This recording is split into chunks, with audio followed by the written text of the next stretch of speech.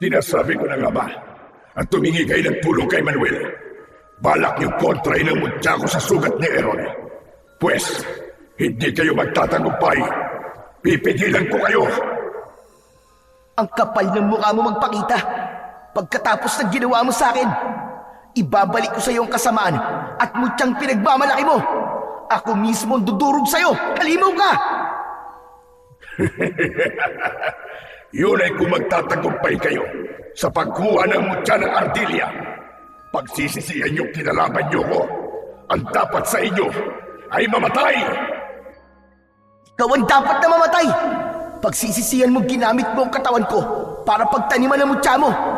Aanihin mo ngayon ang lupit ng pag-iiganti ko. Ako magsisilbing banta sa lahi nyo at ako makakakuha sa mutya ng Ardilia. Papatayin kita at uubusin ko mga lahi nyo. Halimaw ka! Magandang araw po sa inyo. Ngayong araw na ito, pakinggan po natin ang isang kakaibang kwento ng buhay at pakikipagsapalaran ng 16 na taong gulang na si Errol. Ang binatilyong nakakuha sa mutya ng Ardilia. Dahil sa kanyang malubhang karamdaman, ay makikilala niya ang isang matandang lalaki at isang engkantadong usa. Ano ang matutuklasan niyang lihim sa kanyang ina? Sa pagtupad niya sa misyon, paano niyang haharaping mag-isa ang pinuno ng mga aswang na taknim? Magagawa kaya niyang magtagumpay sa malaking pagsubok ng kanyang buhay? Ngunit bago po ang lahat mga idol, huwag po nating kalimutan mag-subscribe at i-hit ang notification bell sa aking YouTube channel na Apong Isaac at The Voice Addict para sa mas marami pang makapigil hiningang kwentong aswang at katatakutan mula sa mundo ng kababalaghan. Umpisahan na po natin ang kwento. Ano ba masakit sa'yo, anak? Kanina ka pang namimilipit sa sakit ng tiyan. Ano ba kasing kinain mo? Tay, sobrang sakit po talaga eh. Parang sasabog na po ang tiyan ko sa sobrang sakit. Hindi po sa loob eh, kundi sa malaking sugat ko po sa tiyan. Pakiramdam ko po, may insektong gumagalaw-galaw sa sugat ko. Ay nako, yan na nga ba ang sinasabi ko sa iyo, Roy? Kung binabantayan mo na lang sana ang anak mo, kaysa magbuhat sa palengke ng mga isda, di sana alam mo kung anong dahilan kung bakit masakit ang tiyan ng anak natin. Tignan mo nga oh. May sugat na pala siya sa tiyan. Hinintay mo pang lumala. Tigil-tigilan mo ako, Lena. Ikaw ang ina. Dapat ay alam mo nangyayari sa anak mo. Bakit ako sinisisi mo? Hindi porket mas maganda ang trabaho mo sa akin, ay aasta ka na. Parang ikaw lang ang nagpapakain sa pamilya natin. Tay, Nay, wag na po kayo mag-away. Dalhin niyo na lang po ako sa ospital. Talagang masakit na po ang sugat ko sa tiyan eh. Ospital?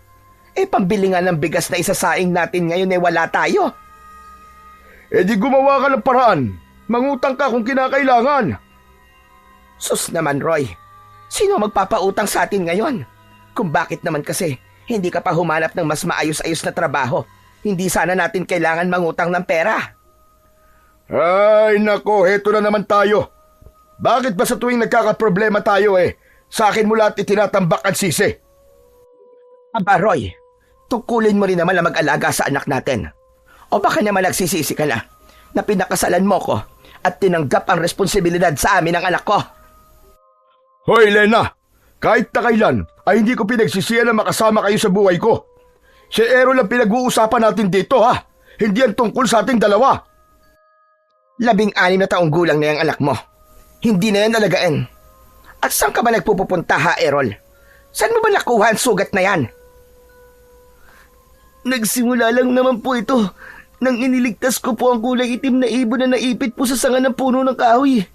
Nang ilagay ko po siya sa damit ko, bigla niya po akong tinuka sa tiyan. Pagkatapos po... Pagkatapos ay ano? Pinabayaan mo. Kaya yan ang nangyari sa'yo. Palibhasa, malang-mala ka dyan sa tatay mo. Mahina ang isip. Hoy, Lena. Ako malapit na ako mapuno sa'yo ha. Sinasabi ko sa'yo, tatamaan ka na talaga sa akin. Palagi mo na lang ako sinasabihan na walang isip. Bakit? Pinapabayaan ko ba kayo? Ginugutom ko na ba kayo? Oo, hindi mo nga kami ginugutom. Pero kung hindi kita tinulungan sa trabaho mo sa palengke, malamang gutom lang talaga ang mangyayari sa amin ng anak mo. Kulang pa ang sinasahod mo sa pang-araw-araw nating pangangailangan. Pagkatapos, madalas ka pang umuuwi na laseng o di naman kaya ay talo sa sabong.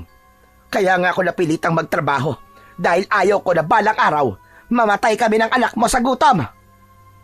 Eh bakit? Nagutom na ba kayo? Itinigil ko na ang alak at sabong dahil nagsasawa na ako sa bunganga mo. Tay, Nay, pwede po ba wag na po muna kayo mag-away? Lalo na po sumasakit ang tiyan ko eh. Eh kasi naman itong nanay mo eh. Palagi na lamang ako sinisisi kapag napapahamak ka. Parang wala na akong ginagawang tama sa pamilyang ito. Ayan ka na naman sa linya mong yan. Aba sandali, Errol. Bakit babasa ang damit mo? Ayan no, kitang-kita sa kulay puting damit mong pang itaas. Parang kulay dilaw na malagkit. Yan na nga po sinasabi ko sa inyo, Tay. Nay, parang may kung ano po mga hayop sa loob ng katawan ko. Wala po silang tigil sa paggalaw.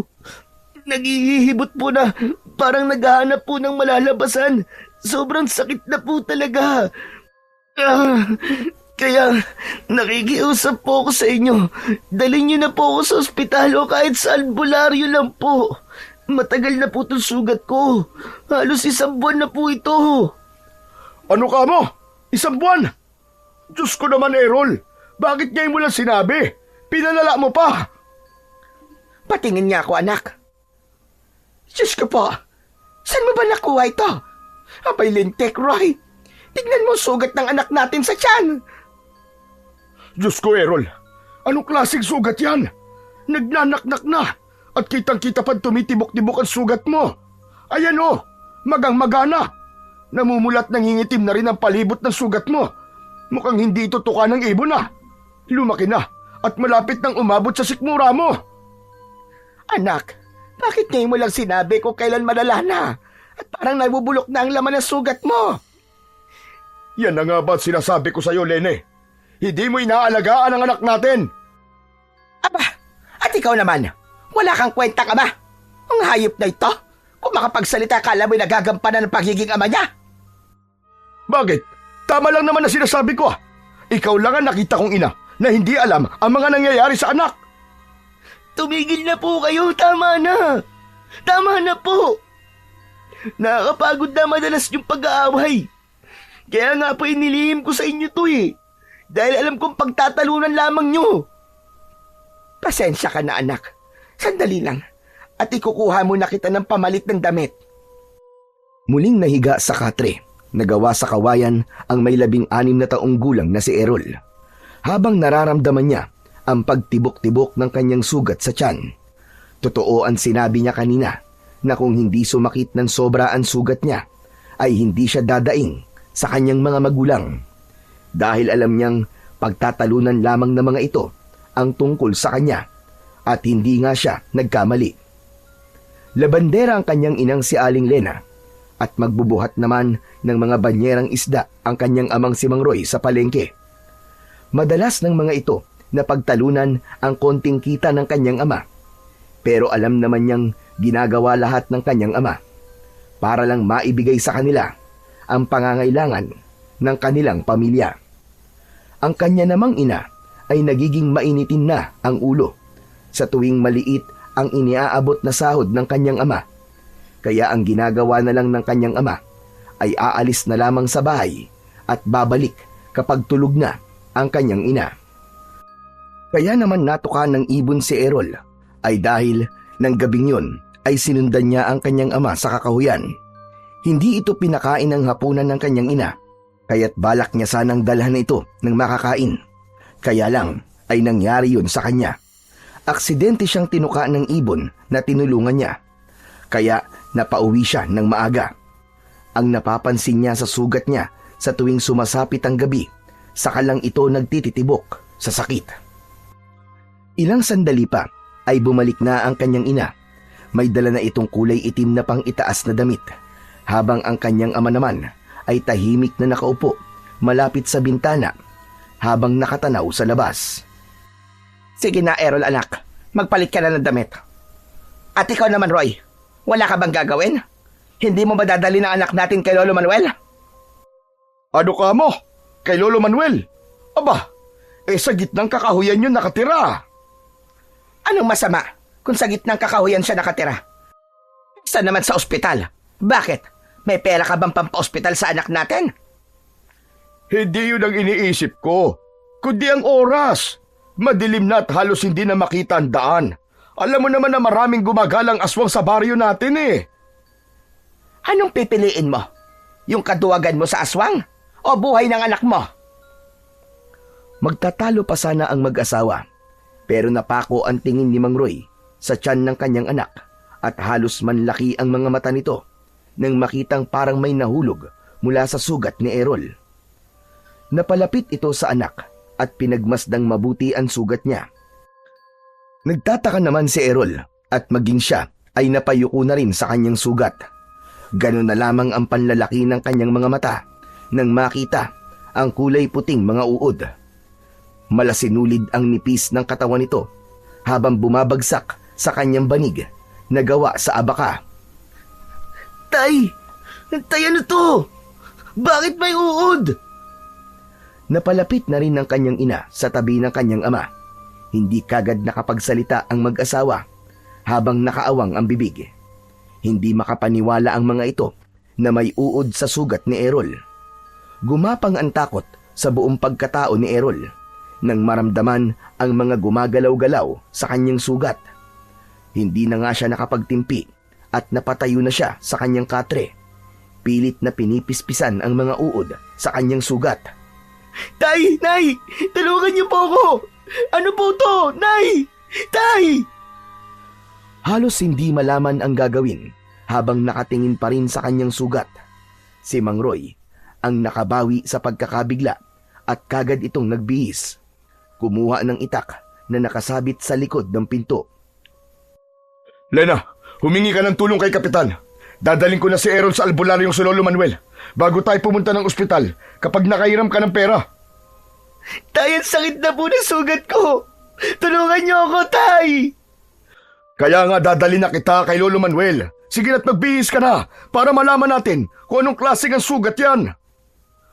Wala nang inaksayang oras si Mang Roy. Inalalayan nito ang anak palabas ng bahay. Inayos na muna nito ang suot na damit ni Errol, habang si Errol naman ay nanginginig ang tuhod dahil sa takot. Maging siya ay nagulat sa nangyayari sa kanya. Dati naman ay walang mga uod yun at madalas din naman niyang linisan yon ng nilagang dahon ng bayabas. Kaya hindi niya maintindihan kung bakit mas lalong lumalala ang sugat niya sa tiyan. Dahil sa pag-aalala, kitang-kita ni Errol ang pagtakbo ng kanyang ina sa labas ng kanilang bahay. Sumugod ito kahit madilim na ang paligid para humingi ng tulong sa kapitan ng kanilang baryo. Si Mang Roy naman ay dinalaan lahat ng mga bagay na kakailanganin para sa anak. Paglabas nila ng bahay ay nagmamadali na silang maglakad papunta sa kakahuyan. Tanging ang liwanag lang ng sikat ng buwan ang nagsisilbi nilang tanglaw sa daan. Habang naglalakad ay panay rin ang pagdampi ng palad nito sa noo ni Errol. Diyos ko, pagalingin niyo po sugat ng anak ko. Errol anak, sa nakikita ko, hindi na uubos sa mga uod na nalalaglag mula sa sugat mo. May lagnat ka na rin anak. Hindi baling mahirap lang tayo. Huwag ka lang magkakasakit. Lalo pa ngayon na walang-wala tayo na itabing pera. Kaya pasensya ka na anak, kung hindi kita kagad madadala sa ospital. Di bali, Tay. Mahusay naman po manggagamot si Lolo Manuel eh. Kaya wag na po kayong humingi ng pasensya sa akin. Ako nga po ang dapat na humingi ng tawad sa inyo dahil pinag-aalala ko po kayo. Habol ang hininga na tinahak nilang mag-ama ang daan papunta sa bahay ng matanda. Sandali silang nagpahinga sa ugat ng puno ng lukban. Saka lang niya naramdaman ang pag-iinit ng kanyang katawan. Idagdag pa ang mas kumikirot niyang sugat. Tumutulo rin ang malapot niyang laway na hindi naman niya ipinapakita sa kanyang ama para hindi na ito mas mag-alala pa. Maya-maya pa ay nararamdaman niya ang paninigas ng kanyang daliri sa kanyang mga kamay. Nalihim naman niyang hinihilot para maigalaw. Tara na, Errol. Kailangan na nating magmadali. Nang malagyan na ng gamot ang sugat mo. Saka parang kakaiba ang simoy ng hangin sa lugar na ito. Parang may nilalang na nakasunod sa atin dalawa. Tay, pakiramdam niyo lang po yun. Kaya mo pa bang maglakad? Sumasakit pa ba ang sugat mo?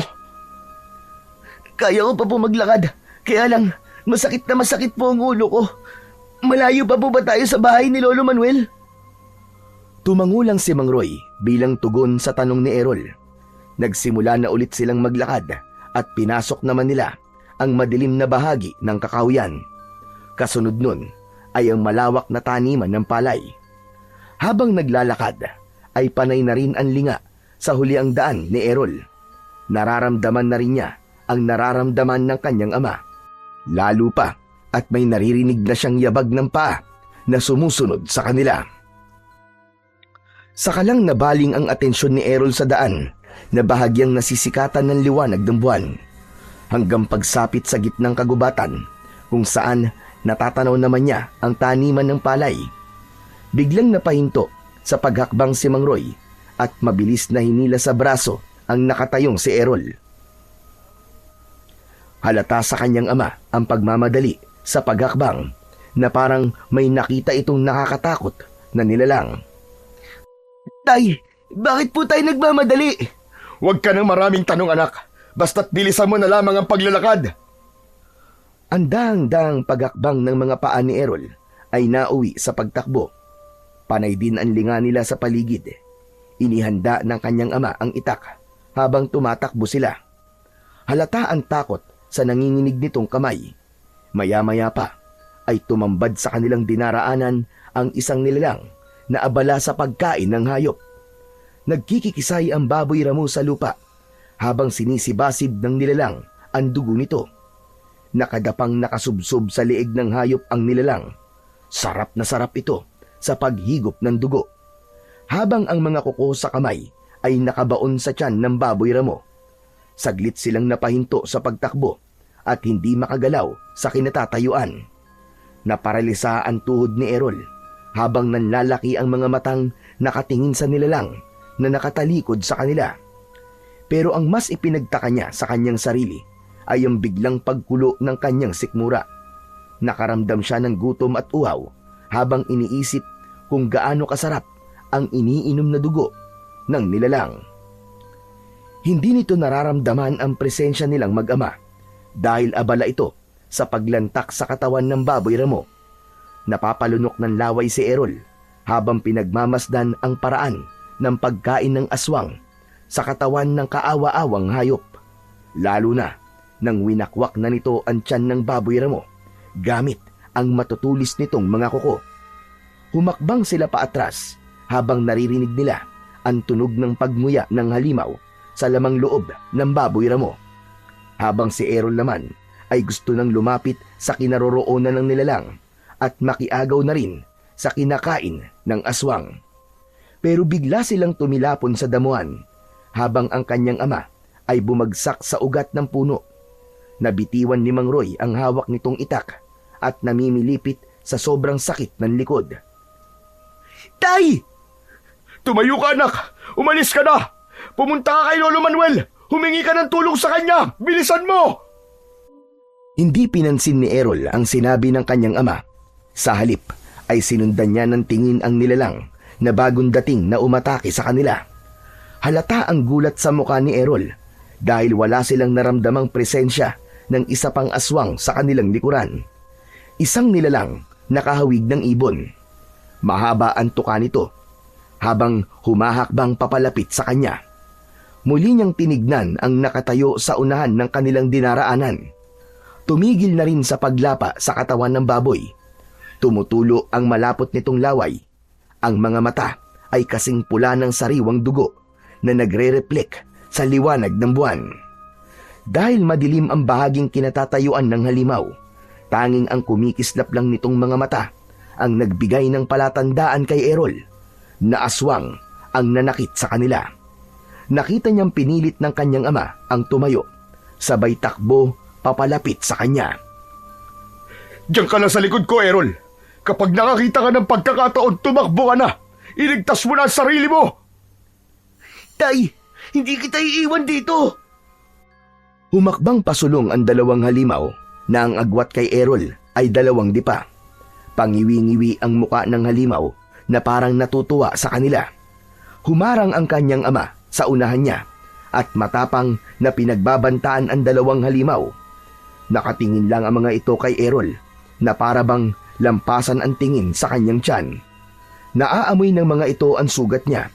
Inilabas ng mga ito ang malasangan nitong mga dila habang dahan-dahang humahakbang papalapit sa kanila. Paatras namang humahakbang ang mag-ama habang hindi inaalis ang tingin sa dalawang halimaw. Huwag kayong lalapit, mga hayop kayo. Anak, mauna ka na kay Lolo Manuel. Ako nang bahalang humarap sa mga halimaw na to. Kunin mong itak sa lupa at tumakbo ka ng mabilis. Baybayin mo ang daan sa dulo nito. Nandun ang bahay ni Lolo Manuel. Bilis! Tumakbo ka na, anak! Hindi ko hahayaang makatakas sa batang yan. Siya ang kailangan ko, hindi ikaw. Halika, lumapit ka. Ang kailangan ko lang naman ay ang dugo ng binatilong yan. Pagkatapos, ay hahayaan ko na kayong umalis. Mamamatay na muna ako bago niyo makuha ang anak ko! Ganun ba? Pagbibigyan kita. Hindi ako magdadalawang isip na paslangin ka. Total, matagal-tagal na rin akong hindi nakakatikim ng sariwang dugo ng matanda. Minsan na tayo nagkaharap at hindi ko hahayaan na pati buhay ng anak ko ay kukunin mo. Kaya kung ayaw mo mamatay, hayop ka. Umalis ka na sa dadaanan namin. Hindi ko alam kung bakit ginugulo mo ang pamilya ko. Habang abala sa pakikipag-usap ang kanyang ama, ay patakbo siyang lumapit sa kinaroroonan ng itak. Mabilis niyang dinamput yun at lumapit sa kanyang ama, habang ang kanyang sugat sa tiyan ay muli na namang sumasakit. Tumayo siya sa unahan ng kanyang ama at itinutok niya ang kanyang itak sa aswang na nagsasalita, habang ang kasama nito ay nananatiling nakatayo sa likod ng halimaw na parang hinihintay lang ang utos ng pinuno nito. Hindi ka pa rin ba nadadala? Takot na takot ka noon nung una tayong magkita. Kaya huwag ka na magpanggap na matapang. Akala mo ba ay magtatagumpay ka sa pagtakas sa binatilyong yan? Kahit saan pa kayo magpunta, maaamoy at maaamoy ko ang sugat niya sa katawan. Kung ganun, ikaw ang may gawa nito sa tiyan ng anak ko. Gusto mo bang patunayan ko pa? Sa isang iglap ay bigla itong nagsaibon. Hindi siya maaaring magkamali. Ito ang ibon na tinulungan niya at tumuka sa kanyang tiyan. Dala ng bugso ng kanyang damdamin ay bigla niya itong sinugod. Muntik tamaan ang kanina pang nakatayong halimaw, subalit nakailag ito. Galit na galit si Errol na kahit naririnig niya ang boses ng kanyang ama ay hindi siya nagpaawat. Sakto, sa pagbabalik ng anyo nito bilang isang taong ibon, pinagsususuntok nito ang kanyang tiyan.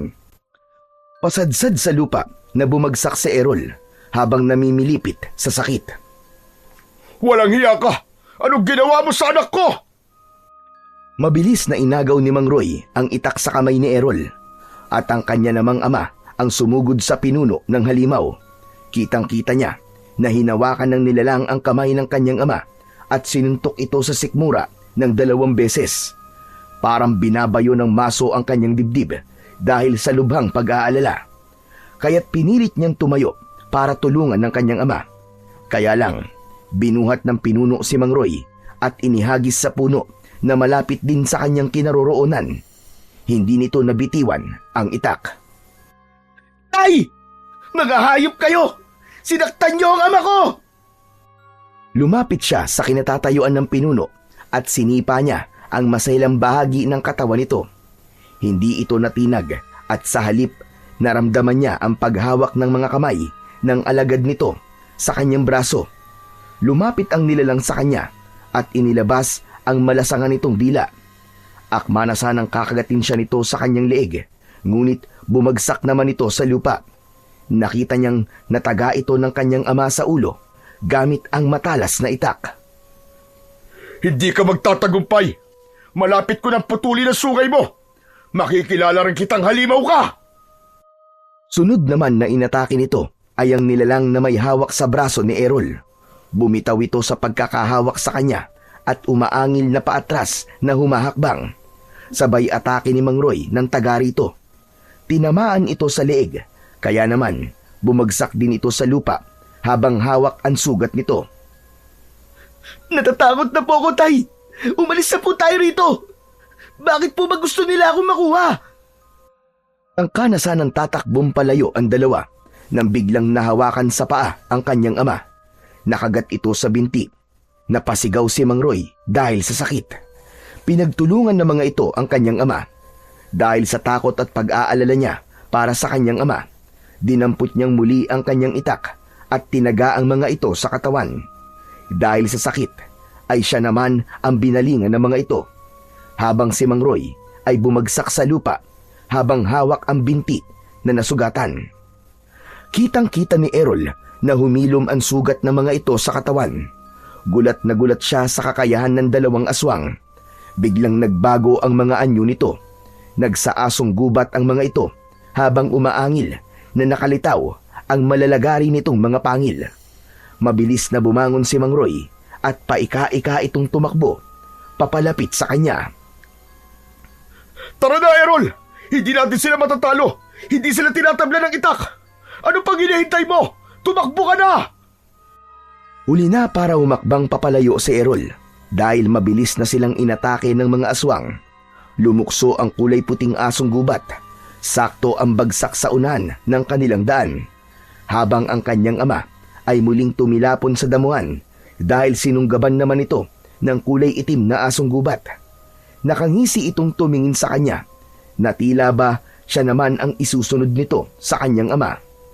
Inihagis sa kanya ni Mang Roy ang itak at kinuha niya yon sabay tutok sa mga ito. Huwag kayong lalapit, mga hayop kayo! Kundi, ibabaon ko sa inyo ang itak na to! Mas lalong lumapad ang pagkakangisi ng dalawang asong gubat habang umaangil na parang asong nauulol. Maya-maya pa ay lumapit na ulit sa kanya si Mang Roy at ito na mismo ang humawak sa itak. Sumugod ito sa dalawang asong gubat para bang sanay na sanay ito sa pakikipaglaban sa mga ito. Ilang beses din itong nagpasirko-sirko sa ere para umatake sa mga kalaban kahit may iniinda itong sakit sa paa. Nagawa nitong makipagsabayan sa mga aswang. Sinuntok nito ang kulay puting asong gubat sa muka. Bumagsak ito sa lupa, kasunod naman ng kanyang pagtaga sa kulay itim na asong gubat. Bumagsak ito sa lupa, kasunod ng paglukso ni Mang Roy at tinamaan naman ito ng taga sa tiyan.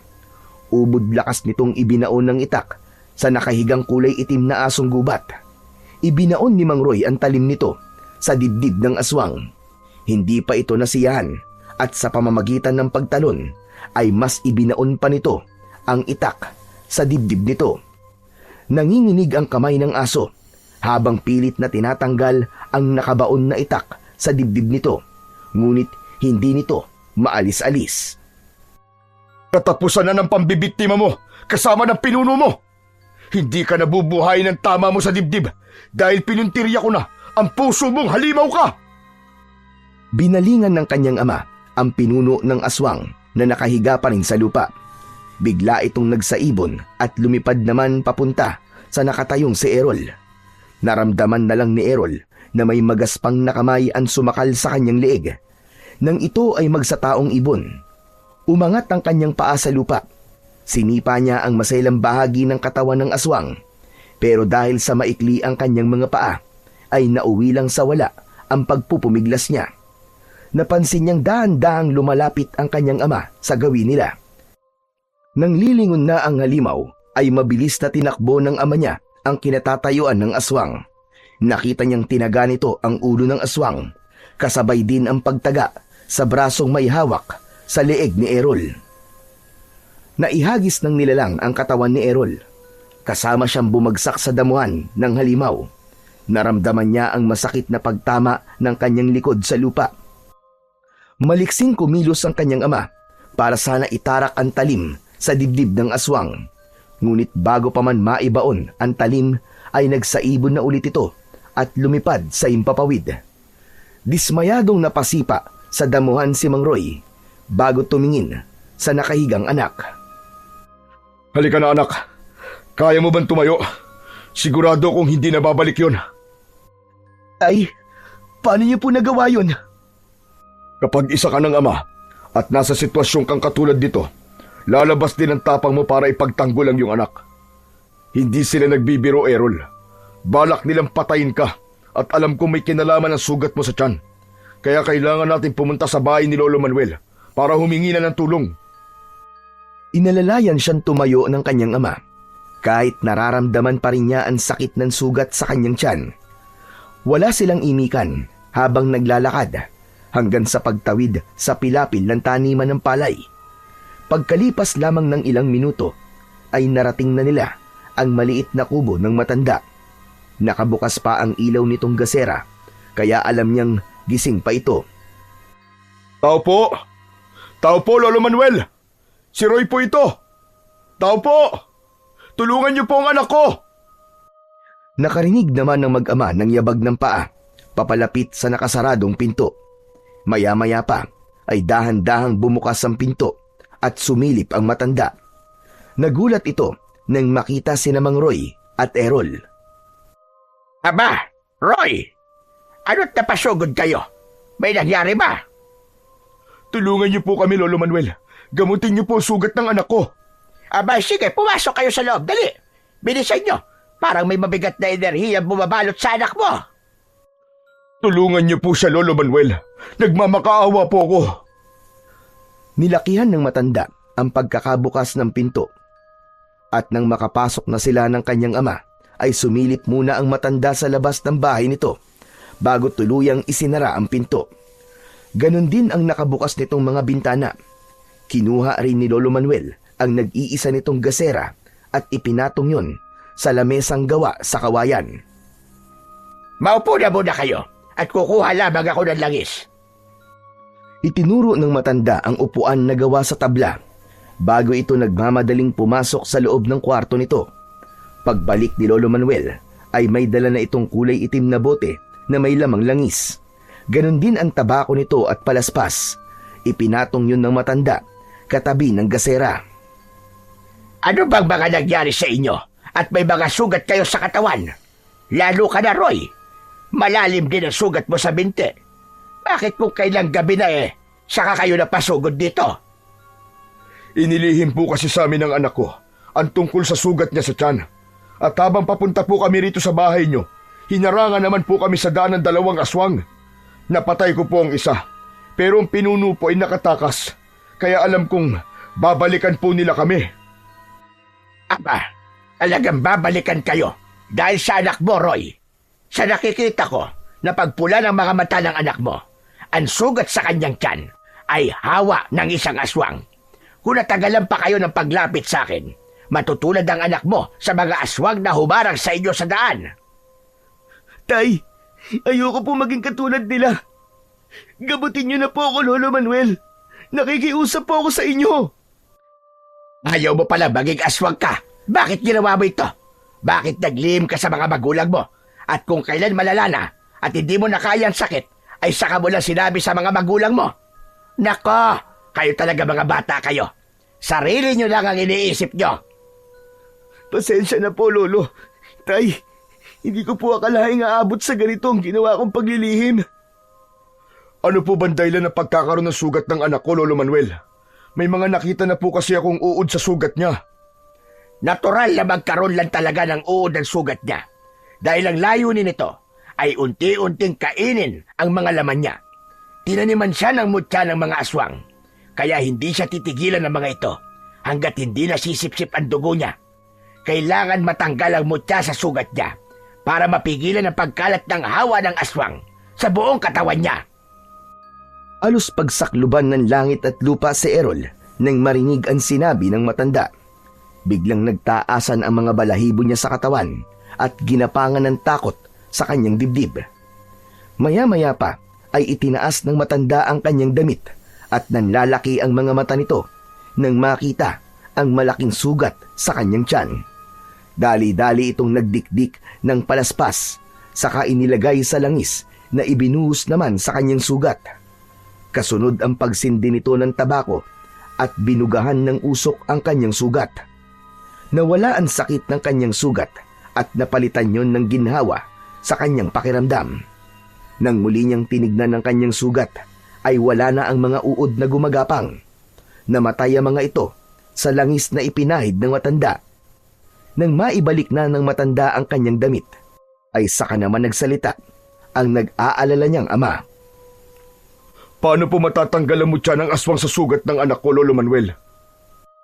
Ngayon, ang magagawa ko lang ay pigilan ang sakit sa sugat niya. Kailangan niyang humanap ng kontra sa mutya. Isang mutya na magpapalabas sa mutyang nakabaon sa sugat niya. Lolo Manuel, ano po bang klaseng mutya? Ang mutya ng squirrel o ardilya. Kailangan mo makahanap ng mutya na kukontra sa mutya ng aswang. Pero, bakit naman nila tinaniman ng mutya ang anak ko? Saka ano po bang klaseng aswang ang mga umatake sa amin kanina? Sila mga nilalang na may kakayahang magpalit-palit ng anyo. Pero mas kilala sila sa pagpapalit ng anyo bilang isang kulay itim na ibon.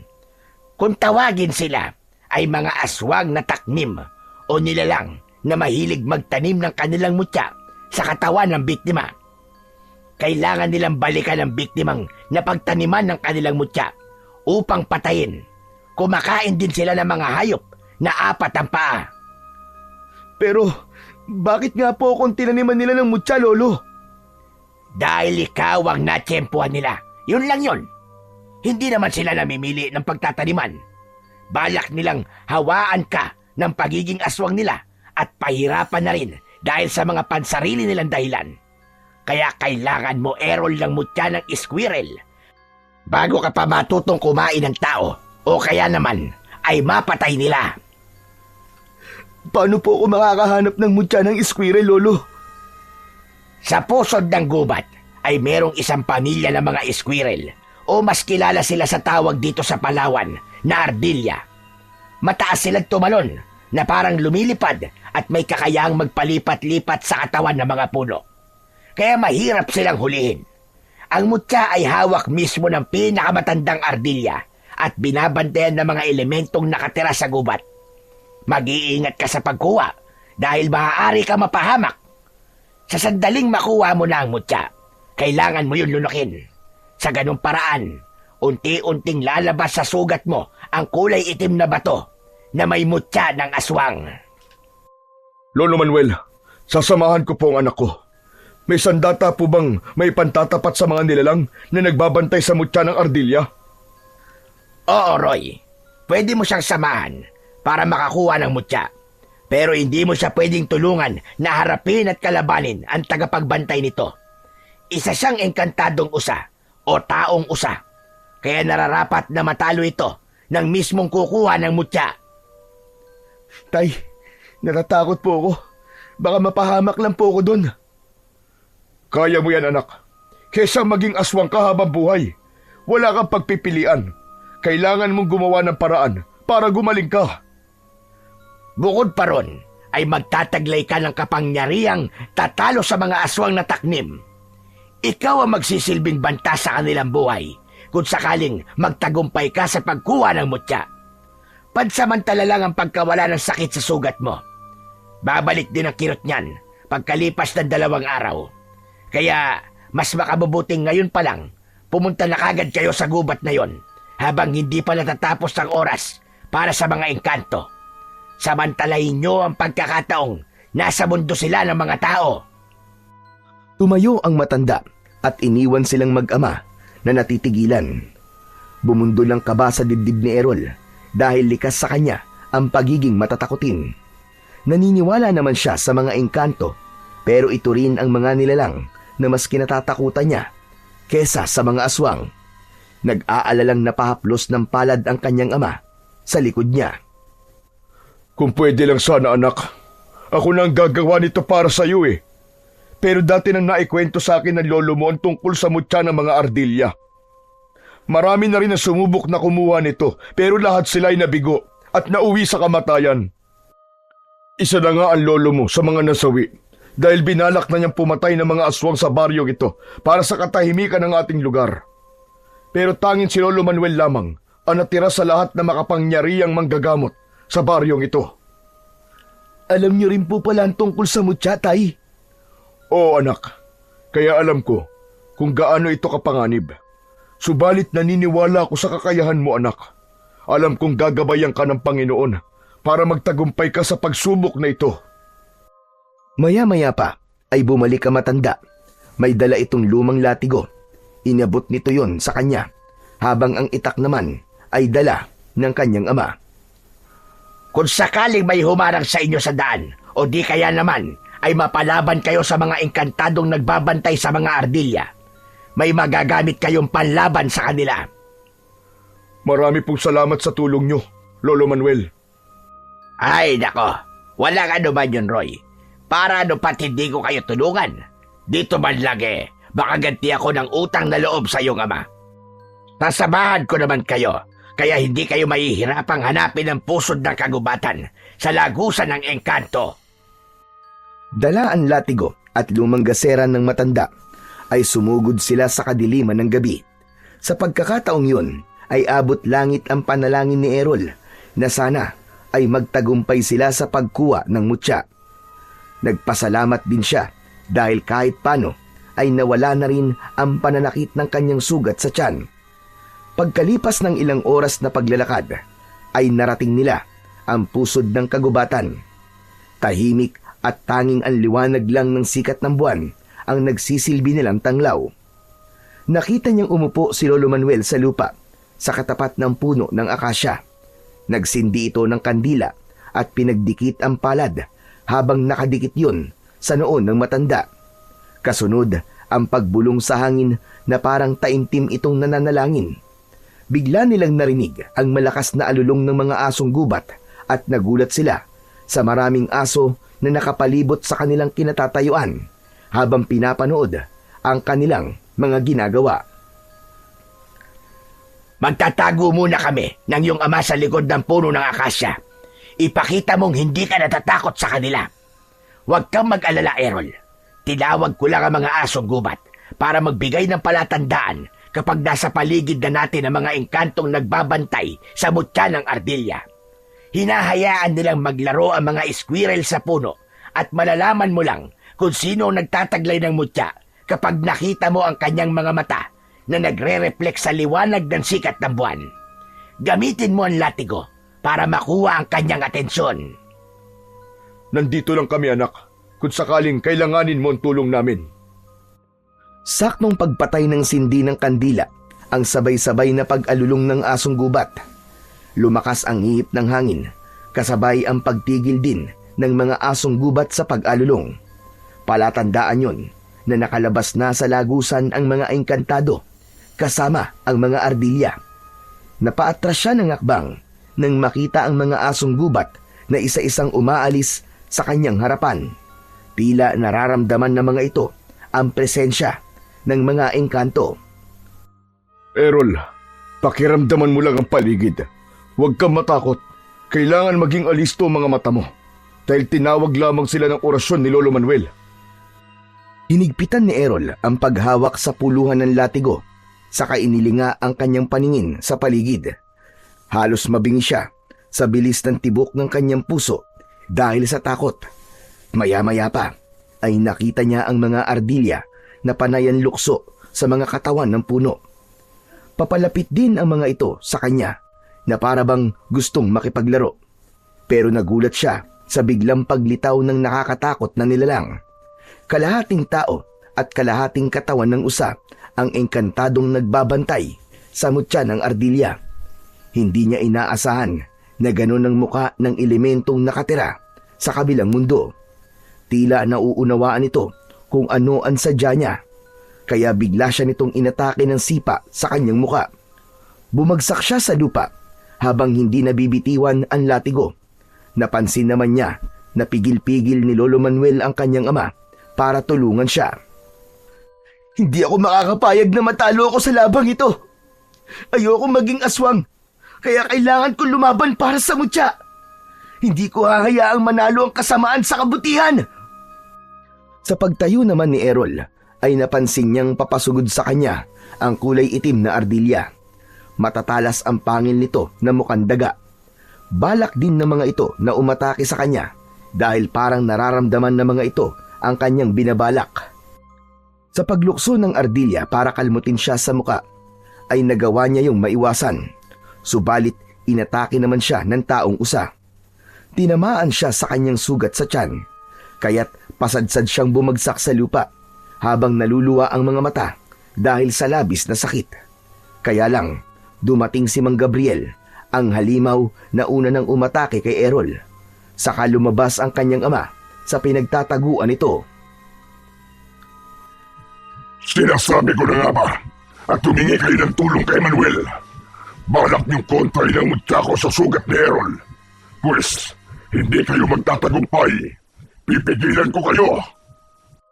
Ang kapal ng mukha mo magpakita. Pagkatapos sa ginawa mo sa akin, ibabalik ko sa iyo ang kasamaan at mutyang pinagmamalaki mo. Ako mismo ang dudurog sa iyo, halimaw ka! Iulay ko magtatagumpay kayo sa pagkuha sa mutya ng ardilya.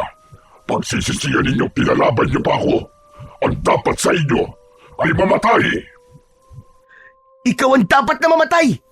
Pagsisisihan mo ginamit mo ang katawan ko para pagtaniman ng mutya mo. Aanihin mo ngayon ang lupit ng pagiganti ko. Ako magsisilbing banta sa lahi nyo at ako makakakuha sa mutya ng ardilya. Papatayin kita at uubusin ko mga lahi nyo. Halimaw ka! Kasama ang 5 alagad nitong aswang na taknim, sumugod ang mga ito sa kinaroroonan nilang mag-ama. Idinamay ng mga ito ang nakatayong engkantadong nagbabantay sa ardilya. Ang pinuno ng aswang ang unang sumugod kay Errol. Iwinasiwas nito ang kamay na may mahahabang kuko para sana ay kalmutin siya sa leeg. Subalit naiwasan niya yon at hinagupit niya ito ng kanyang latigo. Tinamaan ito sa leeg kaya't bumagsak ito ng pasadsad sa lupa, habang si Lolo Manuel naman ay nanatiling nakatago sa likod ng punong kahoy. Habang itinuturo sa kanya ang engkantadong abala sa pakikipaglaban sa alagad ni Mang Gabriel, nilapitan niya ito at tinulungan sa pag-atake sa mga alagad ng pinuno ng aswang. Habang ang matandang ardilya naman ay lumukso papunta sa kanyang kinatatayuan, maging ito ay umaatake sa kanya. Hanggang sa lumiwanag ang buong katawan ng engkanto at sa paghuni nito ng malakas, ay sabay-sabay na bumagsak ang mga aswang sa lupa. Tila nabingi ang mga ito at lumabas ang dugo sa mga mata at tenga. Naramdaman ni Errol ang pag-agos ng mainit na likido sa kanyang likod. Hinaplos niya yon. Ganon din ang mga dugong umaagos mula sa kanyang sugat sa tiyan. Napasulyap sa kanya ang engkanto. Tila lampasan ang tingin nito sa kanyang tiyan na parang nakikita nito ang kanyang sugat. Akma na sanang lalapit ito sa kanya nang mula sa likod ay biglang tumayo ang pinuno ng mga aswang para saksakin ng matulis nitong kuko ang likod ng taong usa. Mabilis siyang tumayo at hinagupit ng latigo ang kamay ng aswang. Kaya bago pa nito maisakatuparan ang gagawin sa engkantado, ay nailigtas na niya ito. Anak! Sa likod mo! Sa paglingon ni Errol ay sinalubong naman siya ng alagad ng taknim. Inatake siya sa kanyang braso para sana ay kagatin. Bumagsak siya sa lupa, pero bago yun, nailigtas din siya ng engkantadong usa. Habang ang pinuno ng aswang ay napupuluputan naman ng kanyang latigo sa kamay. Kaya hindi ito makagalaw habang nakahiga sa lupa. Dala ng matinding galit ni Mang Roy, nilapitan nito ang mga aswang na nakahiga sa lupa at isa-isang pinagtatataga ang mga ito sa leeg, pati sa pagtarak ng talim sa dibdib ng mga ito, hanggang sa mamatay. Si Mang Gabriel naman ay kagad na tumakas nang mag-anyo itong isang maliit na ibon. Saka lang lumabas sa pinagtataguan si Lolo Manuel at mabilis na yumuko sa nakatayong taong usa. Ganon din ang ginawa ng kanyang ama. Pero lumapit ang nilalang kay Errol. Hinawakan nito ang kanyang ulo, maging ang kanyang sugat sa tiyan. Pagkatapos ay humuni ito. Lumapit ang matandang Ardilya na may hawak na mutya. Sinabi nito na alam nitong ang kailangan lang niya ay ang mutya na kukontra sa kanyang sugat. Kaya nagulat siya nang ito mismo ang nag-abot sa kanya. Sinabi nitong ipapahiram lang nito ang mutya at kapag naisagawa na niya ang misyon, ay muli niyang ibabalik yon alang-alang sa katahimikan naman ng mundo ng mga engkanto. Kinuha niya ang kulay pulang bato, saka dinala niya sa kanyang bibig at nilunok. Muli niyang kinausap ang taong usa. Maraming salamat po sa tiwala. Makakaasa po kayong gagawin ko po ang misyon ng mutya upang hindi na kumalat ang malaking kaguluhan sa baryo namin. Patawarin niyo po kami kung nagambala namin ang pananahimik niyo.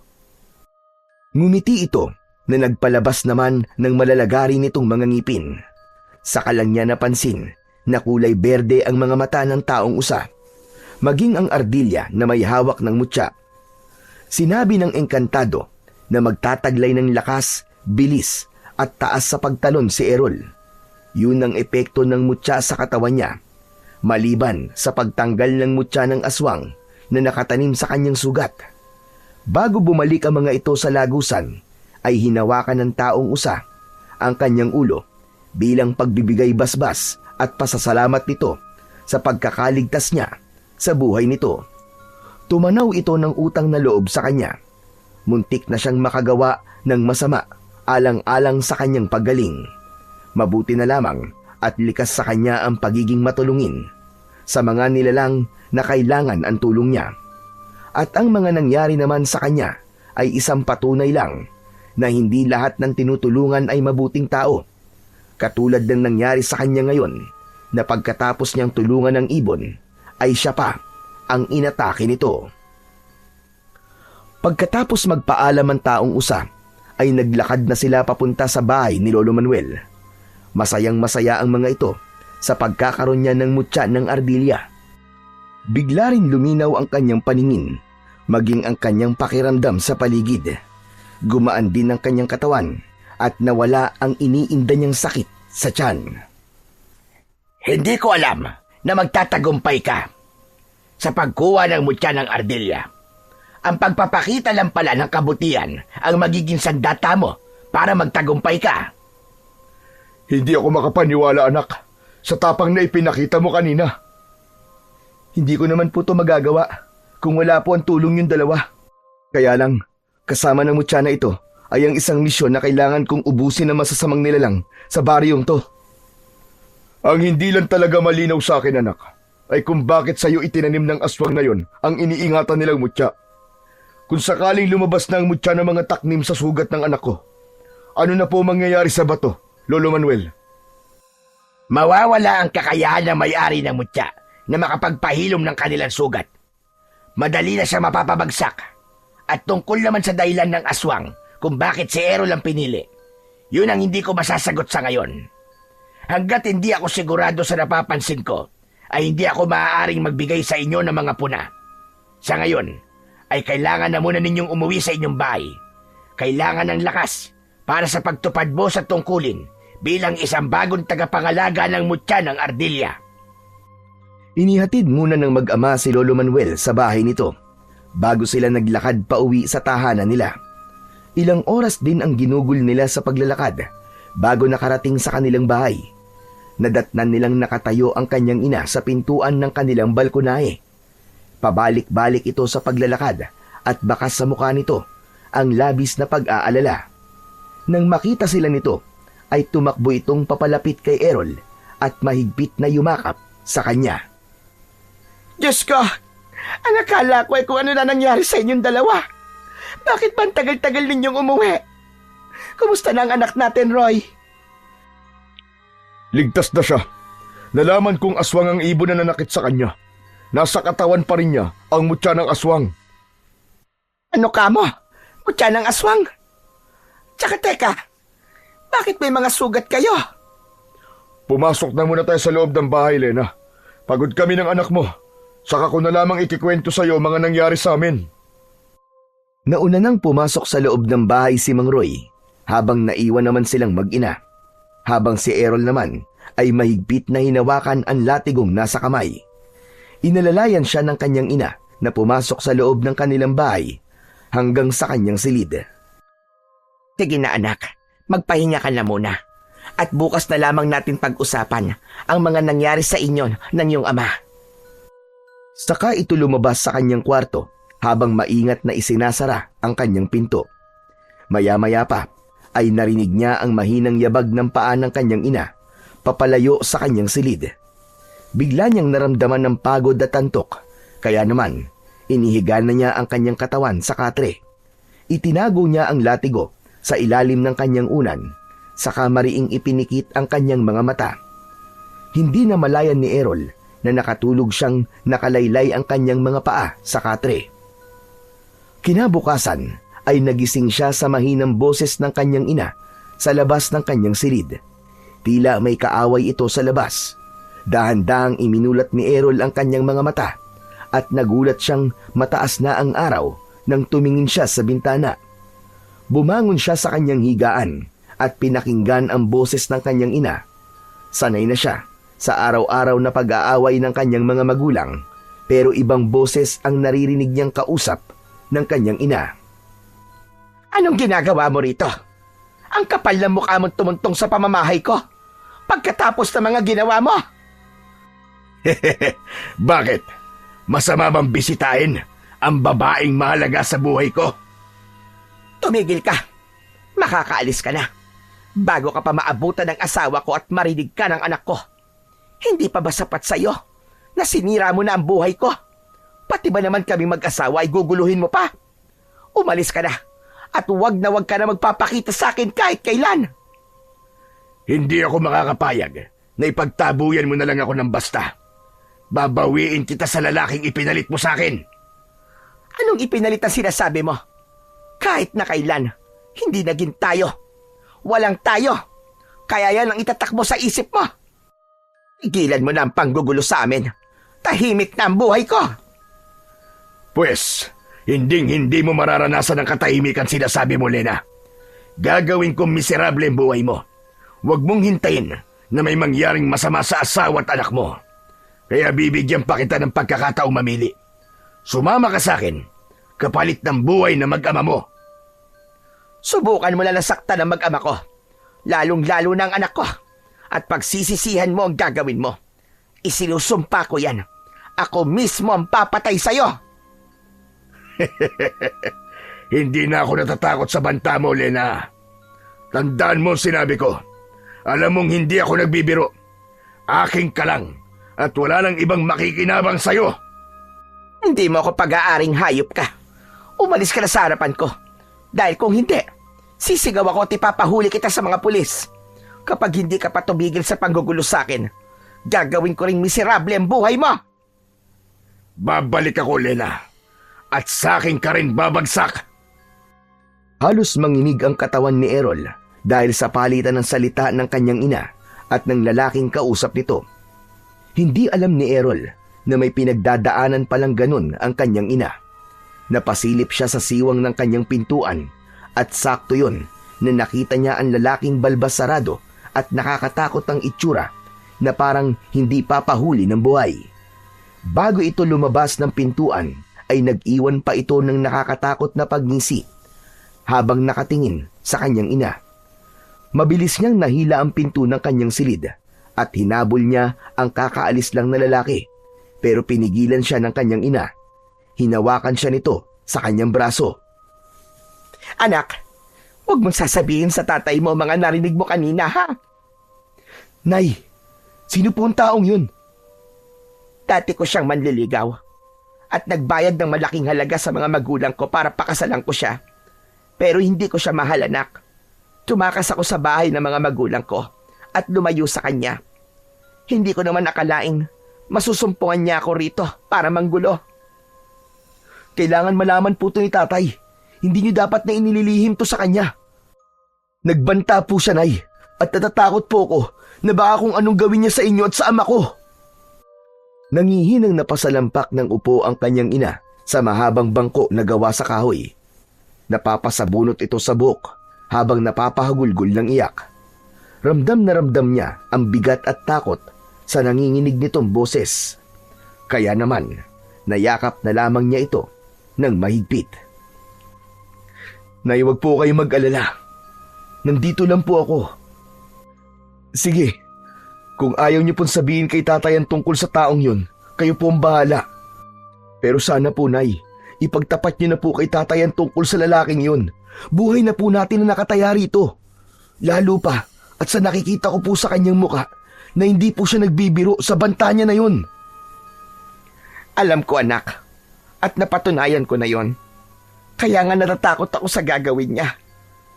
Diyos ko, hindi ko na alam ang gagawin ko, anak. Isang malalim na buntong hininga ang pinakawalan ni Errol bago niya iniwan ang kanyang ina. Buong araw na inabala ni Errol ang kanyang sarili sa pagsasanay ng palihim gamit ang kanyang mutya at latigo. Maya-maya pa ay nakaramdam naman siya ng pananakit ng kanyang sugat. Itinaas niya ang kanyang damit pang itaas at gano'n na lamang ang gulat niya nang bumagsak sa lupa ang kulay itim na bilog na bato. Dinampot niya yon sa lupa at pinagmasdan. Nakakunot ang kanyang noo nang sipatin yon sa sikat ng araw. Bigla niyang naitago ang mutya nang meron siyang narinig na pag-angil ng aso sa kanyang likuran. Kahit may presensya ng araw, ay biglang lumitaw ang 4 na asong gubat na may mapupulang mga mata. Nakatingin ang mga ito sa kamay niyang may tangan ng mutya ng aswang. Tumutulo ang mga laway nito habang nakangising nakalabas ang malalagari nitong mga ngipin. Inilinga niya ang kanyang paningin sa paligid. Napansin niya, siya lang at ang 4 na asong gubat lang ang naroroon at wala ang pinuno ng mga ito. Anong kailangan nyo, ha? Ito ba? Sige, kunin nyo kung kaya nyo. Tamang-tama to. Nagsasanay ako ngayon. Baka kayo ang pagpraktisan ko. Idinaan ni Errol sa pagyayabang upang hindi mahalata ng mga ito na kinakabahan siya ng mga sandaling yun. Lalo pa at malalaki ang kanyang kalaban. Bigla niyang naramdaman ang pag-iinit ng kanyang buong katawan.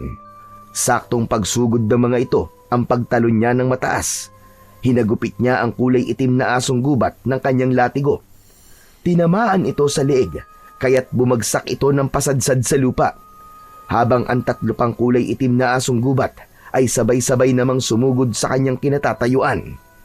Bigla siyang kumilos ng mabilis.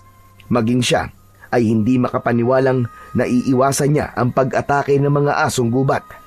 Sinamantala niya ang pagkakataon. Mabilis niyang hinagupit ang mga ito ng kanyang latigo. Tinamaan niya ang 2 asong gubat sa likod at nagulat siya sa biglang paggapang ng sugat nito sa katawan hanggang sa matunaw ito sa lupa na parang nasusunog. Ganon din ang nangyari sa una niyang nakalabang asong gubat hanggang sa isa na lang ang natitira. Ano, ha? Lalaban ka pa ba, asong bangaw? Pagkatapos kong tunawin ng mga kasama mo, bumalik ka na sa kuta nyo at hinahamon ko ang pinuno mo. Hindi ba't ito naman ang gusto niya? Pakisabi sa kanya na nagkamali siya ng pinagtaniman ng mutya dahil ito mismo ang gagamitin ko para mapatay siya. Mahina na ang pinuno mo, kaya kung mahal mo pa ang buhay mo, umalis ka na at magpakalayo-layo. Ipinakita niya ang kanyang galit sa pamamagitan ng paghagupit niya ng latigo sa lupa. Napaatras ang natitirang asong gubat dahil sa takot. Saka ito kumaripas ng takbo papalayo sa kanya, habang bahag ang buntot.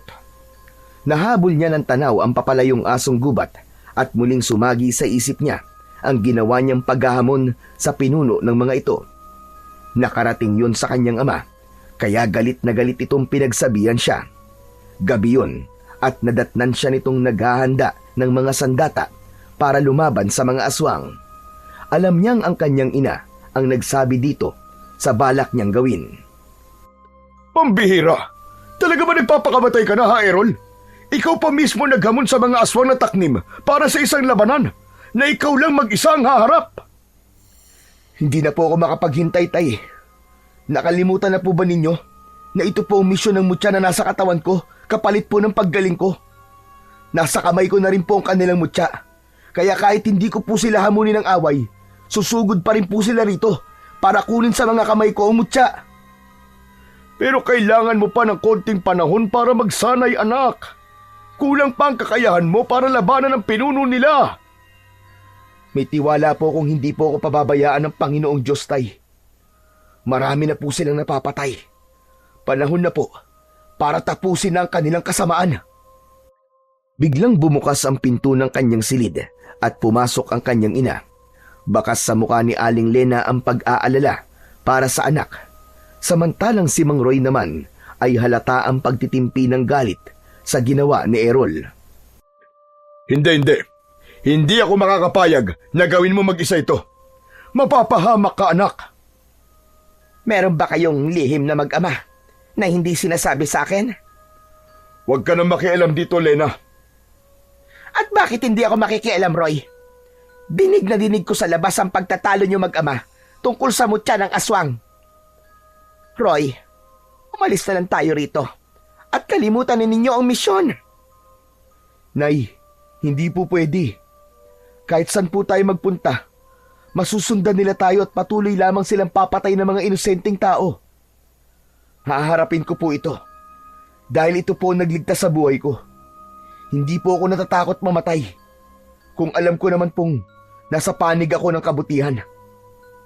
Matigas talaga ang ulo mong bata ka. Kapag may naisip ka, yun na talaga ang gagawin mo. Hindi mo man lang iniisip ang mararamdaman naming mga magulang mo.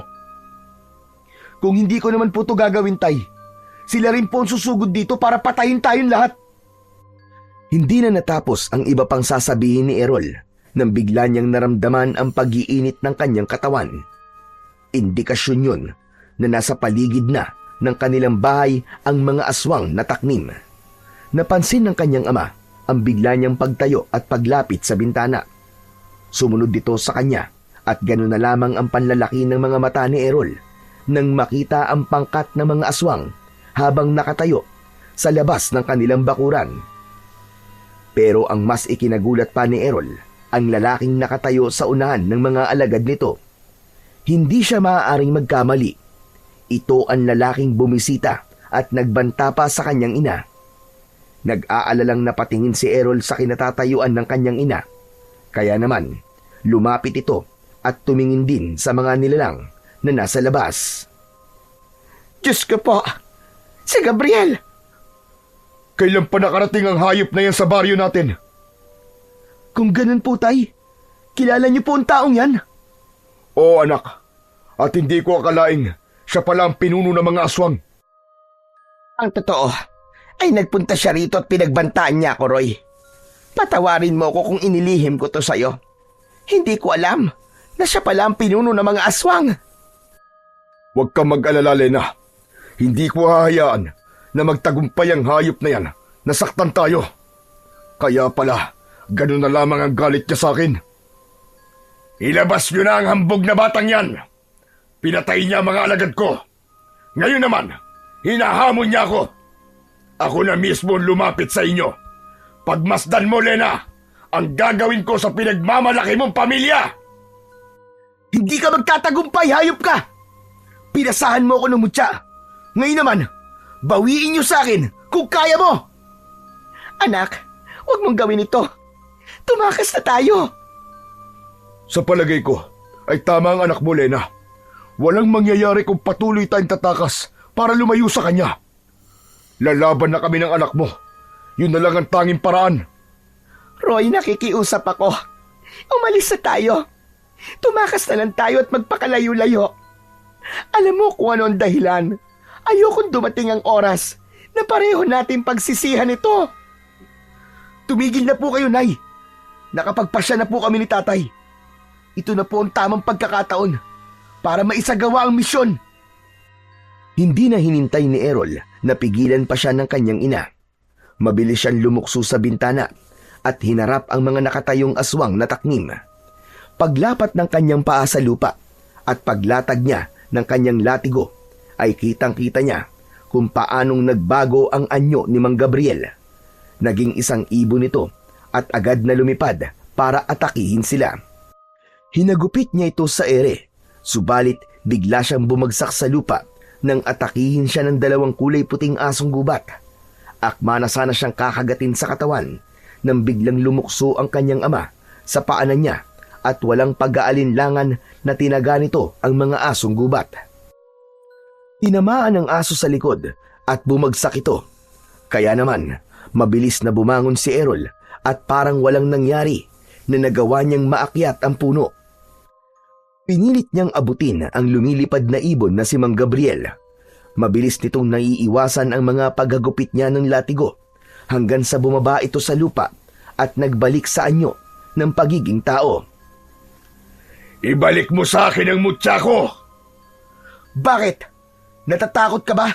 Na baka kapag nasugatan ka, ay hindi mo na kayang pagalingin ang sarili mo? Ibalik mo sa akin ang mutya kung ayaw mong patayin ko sa harapan mo ang ama mo! Anong ginawa sa'yo ng nanay kong masama? At kailangan mo siyang pagbantaan. Narinig kitang kausap siya. At sa tono ng pananalita mo, para kang hindi lalaki. Para kang bata na nagbabanta sa kalaro nito. Tama na! Tumigil ka na! Wala kang alam. Kapag nagkaroon ako ng pagkakataon, pagpipira-pirasuhin ko ang katawan mo at ipapakain kita sa mga alagad ko! Ginagawa yan, hindi sinasabi. Bakit hindi ka lumapit? Agawin mo sa mga kamay ko, mutya. Akala mo ba natatakot pa ako sa'yo? Ikaw ang dapat na matakot sa akin ngayon. Inilabas ni Errol ang kulay itim na bato ng mutya sa kanyang bulsa. Kaya mas lalong naging agresibo ang pagsugod nito sa kanya. Habang ang kanya namang ina ay panay ang sigaw sa bintana. Takot na takot itong humihingi ng tulong sa mga kapitbahay. Kaya lang, walang gustong makialam. Lahat sila ay takot sa mga aswang. Naramdaman ni Errol ang pagtama ng kamao ni Mang Gabriel sa kanyang muka. Ngunit hindi siya natinag. Sa halip, mataas siyang tumalon at hinagupit niya ng latigo ang ulo nito. Pagbagsak niya sa lupa, ay natumba rin ito sa lupa habang namimilipit sa sakit. Nasugatan ito sa ulo, kaya hindi kagad ito nakabangon. Akma na sanang lalapitan niya ito, pero nakita niya ang kanyang ama na pinagtutulungan ng mga asong gubat. Kaya't lumapit siya sa mga ito at pinaghahagupit niya yon ng kanyang latigo. Bumagsak ang mga kalaban sa lupa. Sa kanya inalalayang tumayo si Mang Roy at dinala sa ligtas na lugar. Ang mga asong gubat ay unti-unting bumalik sa pagiging tao. Nilapitan ni Errol ang isang lalaking may sugat sa dibdib dahil sa tama ng itak ng kanyang ama. Pagmasdan mo kung anong gagawin ko sa mga tauhan mo, Mang Gabriel. Pakinggan mo ang kanilang pagsigaw. Dinukot ng daliri ni Errol ang dating sugat sa dibdib ng aswang, kaya't napasigaw ito sa sobrang sakit, habang nakahiga pa rin ang pinuno ng aswang. Mabilis itong tumayo at sumugod kay Errol. Galit na galit itong lumapit sabay atake gamit ang matutulis nitong mga kuko. Kaya lang, biglang lumiwanag ang buong katawan ni Errol. Epekto yon ng kanyang mutya sa katawan.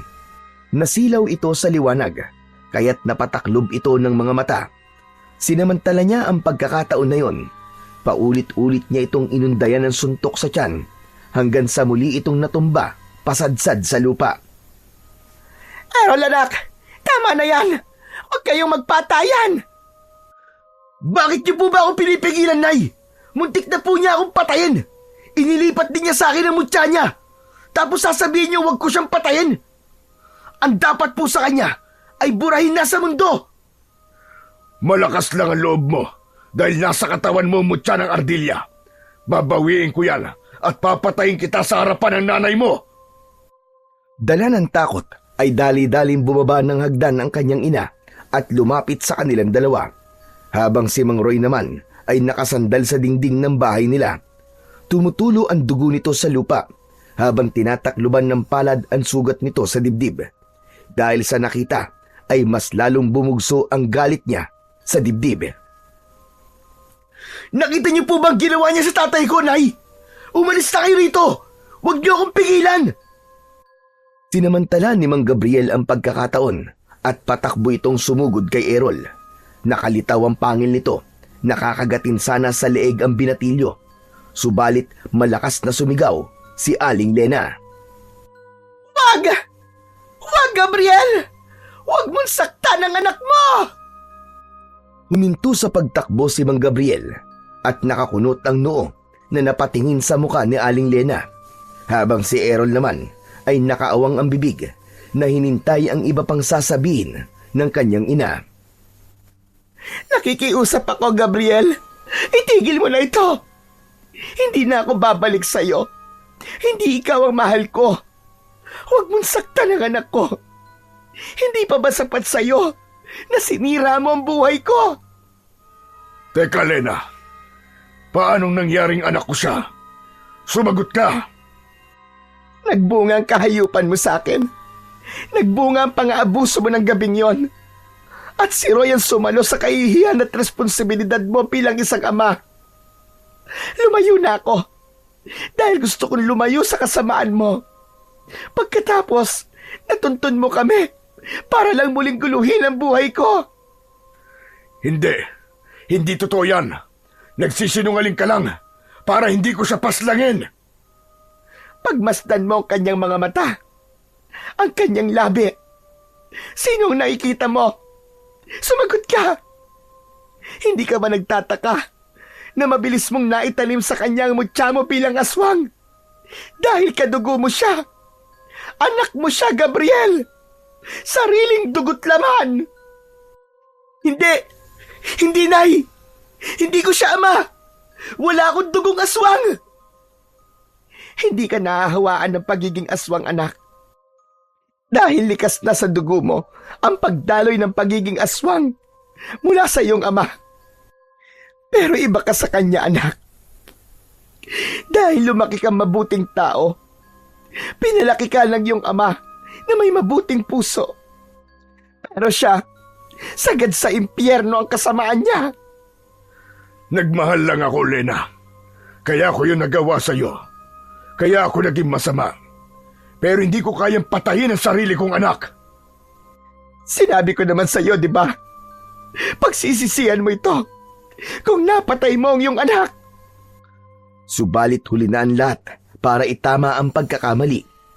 Dahil may paniniwala ang mga aswang na taknim na kung sino man ang tataniman ng mutya ng aswang ay kailangan mamatay sa kamay nila at maiinom ang sariwa nitong dugo. Tumayo ang mga aswang na nakahandusay sa lupa. Ganon din ang iba pang nagtatagong aswang sa likod ng mga puno. Napaatras si Errol sa dami ng aswang na lumitaw sa kanilang harapan.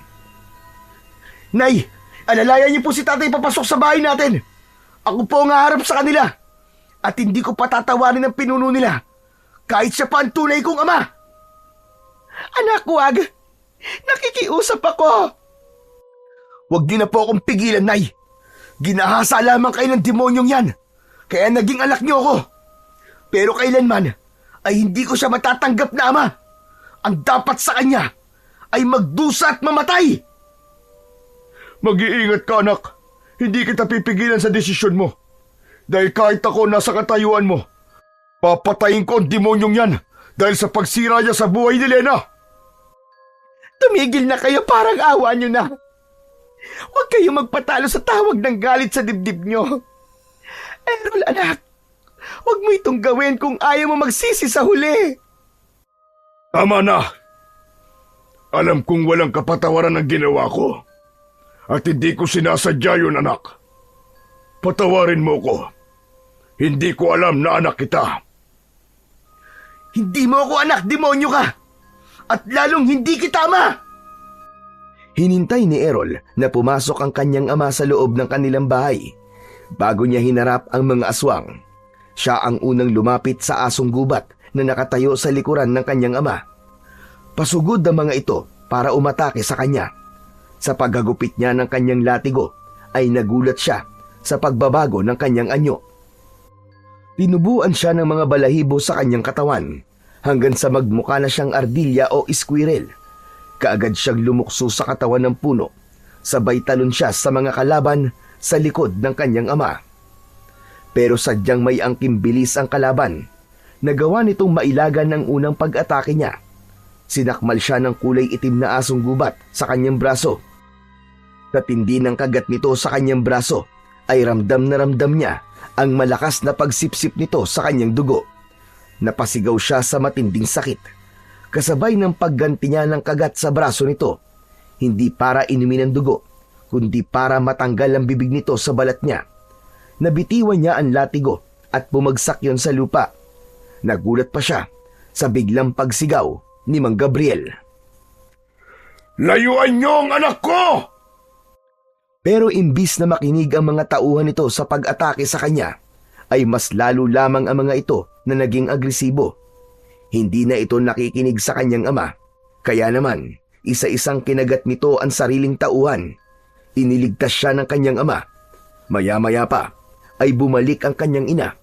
May dala itong asin at sinabuyan ang mga asong gubat, kasabay ng pagliwanag ng buong katawan ni Errol. Napaso ang mga aswang sa kanyang liwanag, kasama ang kanyang ama na bumagsak sa lupa. Ang ibang may mga sugat sa katawan ay nagkikikisay na parang hindi kinaya ang epekto ng mutya ng ardilya. Patawarin mo ko, anak. Napakasama kong ama. Hindi ko alam. Anak, alam mong hindi kita magagawang saktan. At pagkatapos, ako pa naging dahilan kung bakit kanila gustong patayin. Walang salitang gustong lumabas sa bibig ni Errol, dahil hanggang sa mga sandaling yon ay naguguluhan pa rin siya sa bilis ng pangyayari. Hindi niya alam kung ano ang mararamdaman niya. Kailangan umalis na kayo sa lugar na ito, Errol. Isama mo ang iyong ina, pati na ang iyong amang si Roy. Kumilos na kayo! Nakikiusap ako! Bilisan nyo na! Tumakas na kayo! Biglang namutla ang muka ni Mang Gabriel nang mapansin ang paglaki ng sugat nito sa dibdib. Pinilit nitong tumayo habang nakaharang sa kanyang unahan. Nakaharap ito sa sariling alagad, parang may kirot sa kanyang puso nang maintindihan niya kung ano ang ibig nitong sabihin. Parang alam niya ang gagawin nito. Bilisan nyo! Marami pa silang paparating para bawiin ang mutya! Patawarin mo ko, anak, sa mga nagawa ko! Sa pagkakataong yun ay biglang tumulo ang kanyang luha mula sa kanyang mga mata. Hindi niya alam na may pagbabago pa pala sa isang uri ng aswang na katulad ng kanyang ama. At kahit hindi ito tumitingin sa kanya, alam niyang pumapatak ang luha nito sa mga mata habang nakatayo at nakatingin sa madilim na bahagi ng kakahuyan. Tay, pwede ko ba kayong mayakap? Natigilan si Mang Gabriel.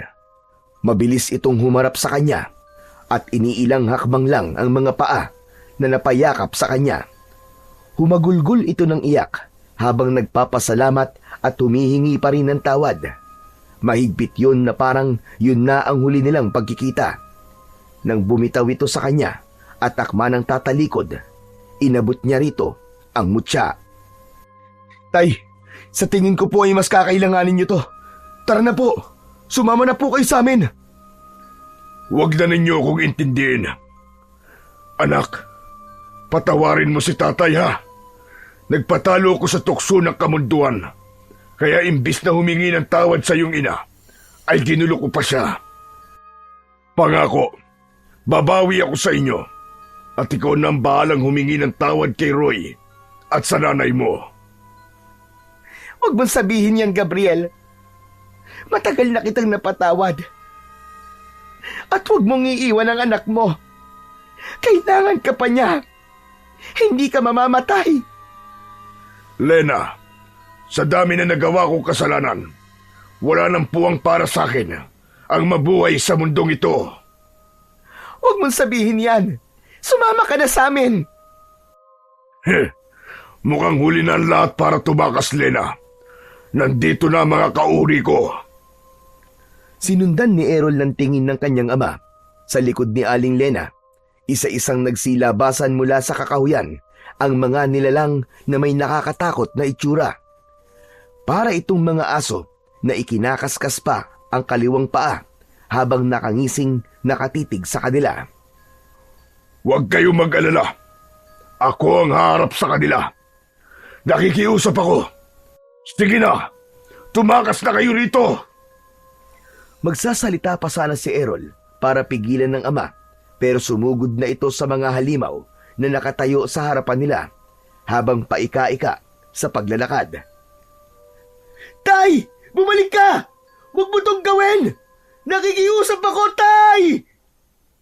Pagkasabi nun ni Errol, ay biglang nagpalit ng anyo si Mang Gabriel bilang isang nakakatakot na aswang. Sabay lingon sa kanyang anak. Anak, Lena, Roy, patawarin niyo ko sa mga nagawa ko sa inyo. Kitang-kita ni Errol kung paanong nakipagpambuno ang ama sa mga halimaw. Nang una ay akala ng mga kalaban ay kakampi pa ito, pero gumawa ng hakbang ang kanyang ama para pigilan ito. Kinagat nito ang sariling alagad. Hindi ko maaaring pabayaan si Tatay, Nay! Pumasok kayo sa loob ng kubo! Samahan niyo po si Tatay! Walang mangyayaring masama sa amin ni Tatay Gabriel! Ngunit paano ka, anak? Ililigtas ko po si Tatay. Kahit na anong mangyari, ama ko pa rin siya kahit pagbali-baliktarin man ang mundo. Ibubuwis niya ang kanyang buhay para sa atin. Sapat na pong patunay yun na totoo ang paghingi niya ng tawad. Patakbong sumugod si Errol papunta sa mga nagkakagulong mga asong gubat. Bawat hagupit niya ng kanyang latigo sa mga ito ay isa-isang bumabagsak ang mga kalaban sa lupa, habang ang kanyang ama naman ay mahusay rin na nakikipaglaban sa sarili nitong mga alagad. Magkakasunod na paghagupit ng kanyang latigo ang ginawa niya sa mga nilalang na umaatake sa kanila. Lahat ng tamaan ng kanyang sandata ay bumubula ang bibig na parang nalalason at natutunaw na parang nauupos na kandila. Dala ng matinding emosyon ay isa-isang nilalapitan ni Errol ang mga nakabulagtang katawan ng mga halimaw. Pinagsasasaksak pa niya sa katawan gamit ang kanyang matutulis na kuko. Tuluyan na ngang naging isang ganap na aswang si Errol. Nagmistula siyang taong ardilya sa kanyang anyo dahil sa mutya. Bawat pag-atake niya ay tinutulungan siya ng kanyang ama. Sakto naman ang pagdating ni Lolo Manuel. Kasama nito ang kanyang amang si Mang Roy at ang kanyang inang si Aling Lena. Bigla din nilang narinig ang pagsigaw ng mga taong bayan na may mga dalang mga kahoy at ang iba naman ay may dalang mga itak. Sinugod na mga ito ang mga aswang na taknim. Mabuti na lamang at nagawa nilang makabalik sa dati nilang anyo bago pa man makita sila ng taong bayan. Tatay Gabriel, maraming salamat po sa tulong niyo. Ako ang dapat na magpasalamat sa iyo, anak. Tinulungan mo ko magbago. Kailangan ko nang umalis. Babalik na ako sa lugar namin ng nanay mo. Gabriel, maraming salamat. Maraming salamat sa iyo. Ako ang dapat na magpasalamat sa iyo, Lena. Lalong-lalo na sa iyo, Roy. Maswerte si Lena at ikaw ang kanyang pinakasalan. At ikaw naman, Errol, ipagpatuloy mo lang ang pagtulong sa iyo kapwa. Sana'y palagi mong tatandaan na kahit wala ako sa tabi mo, mananatili kang laman ng puso ko. Salamat sa pagtanggap sa akin bilang ama mo. Paalam. Nang maubos ng taong bayan ang mga aswang, ay sinamahan naman sila ni Lolo Manuel para bumalik sa pusod ng kagubatan. Katulad ng kanilang napagkasunduan, muling ibinalik ni Errol ang mutya ng ardilya. Maaaring walang halos ginampanan ang kanyang mutya sa katawan, pero naging daan yon para lumiwanag ang isip ng kanyang ama. Nakamit nito ang kapatawaran at nagawang itama ang pagkakamaling nagawa sa kanilang mag-ina. Masayang tinanggap ng taong usa ang kanyang mutya. Pagkatapos ay may iniabot ito sa kanya, isang buhay na ardilya o squirrel. Sinabi nitong alagaan niyang mabuti ang ardilya dahil may kakayahan daw itong pumigil sa paglabas ng kanyang tunay na anyo bilang isang aswang. Isa raw yung pabuya sa ginawa niyang pagtupad sa kanyang pangako. Kung ganun po una pa lang, ay alam ni ninyong isa akong aswang? Tumango-tango ang taong usa at sinabi nitong hindi lahat ng aswang ay masama. May karapatan pa rin silang mabuhay at tulungang hindi maging masamang nilalang. Hindi ko akalaing sa kauna-una ang pagkakataon ay nagkamali ako sa iyo, Errol. Akala ko ay dahil sa mutya, kaya ka may hawa ng aswang. Iyon pala ay talagang nananalaytay sa mga ugat mo, ang pagiging aswang. Wala pa rin naman nagbago. Siya pa rin ang anak ko, Lolo Manuel. Sobra siyang nagpapasalamat sa pagtanggap sa kanya ni Mang Roy bilang isang anak. Kahit na hindi niya ito totoong ama.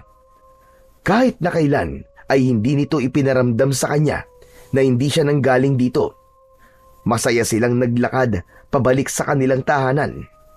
Magmula ng gabing yon ay kumalat ang balita tungkol sa mga aswang na taknim. Naging sikat si Errol bilang isang binatilyong nakakuha ng mutya ng ardilya na lumaban sa mga aswang.